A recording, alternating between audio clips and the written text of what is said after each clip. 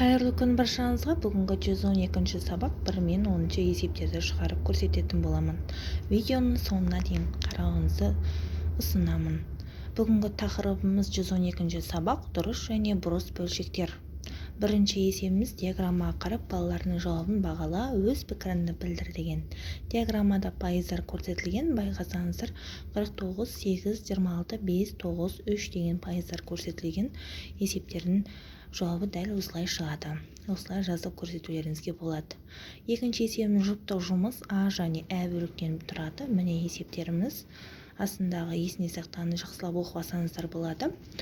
Екінші есептің А, Ә есептері дәл осылай шығады.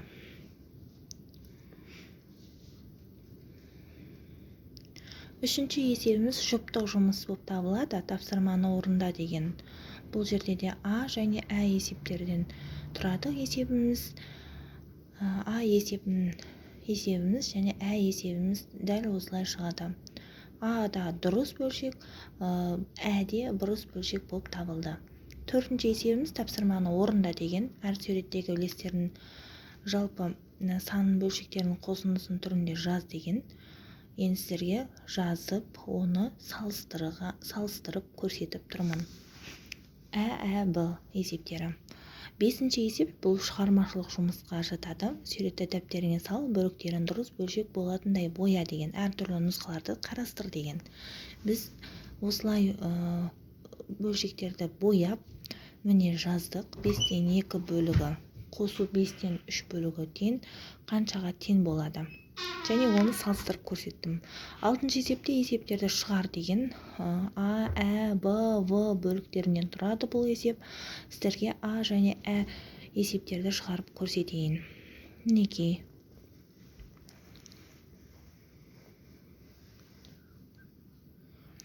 Жетінші есебіміз есепте және тексер деген. Міне сіздерге есептер көрсетіліп тұр. Қосу, бөлуден, азайтудан берілген есептер. Мен сіздерге шығарып, жауабымен жазып, сіздерге ұсынып тұрмын. Сегізінші есеп сен зерттеушісің. Тапсырманы орында деген. Ондық разряды 8 цифры болатын 3 таңбалы сандарды 6 теңсіздік құрастыру керек. 6. Енді қарасаңыздар, мына жерде мен есепті шығардым. 6 теңсіздік құрылып тұр. Сіздерде осылай жазып алсаңыздар болады енді. 9-шы есепті математика күнделікті өмірде дүйсенбі, сейсенбі, сәрсенбі, бейсенбі, жұма күндеріне алынған. Қанша теңге болатыны барлығын көрсетуім керек. Мына жерге қарасаңыздар, есеп бірінші 56.250 теңге болды. Екіншісі барлығы 187.500 теңге болды. 10-шы есебіміз үй тапсырмасына беріледі балалар. Бөлшектерді салыстыру керек. Ешқандай қиындық сіздерге тудырмайды, себебі бұл қиын емес. Мінекей, есеп ұнаса, подписать етіп, лайк басып, комментарий жазыңыздар.